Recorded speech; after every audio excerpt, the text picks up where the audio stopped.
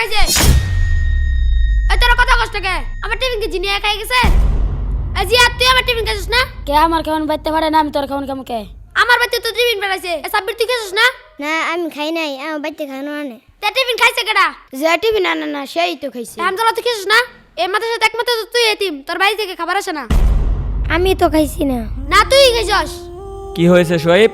হুজুর ওই আমার খাবার খেয়ে ফেলছে কে তোমার খাবার খাইছে? হামজালা হামদাল্লাহ, তুমি কি ওর খাবার খাইছো?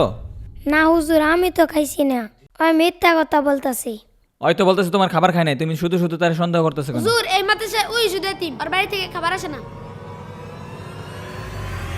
হুজুর আমি দেখছি কেডা খাইছে কে খাইছে?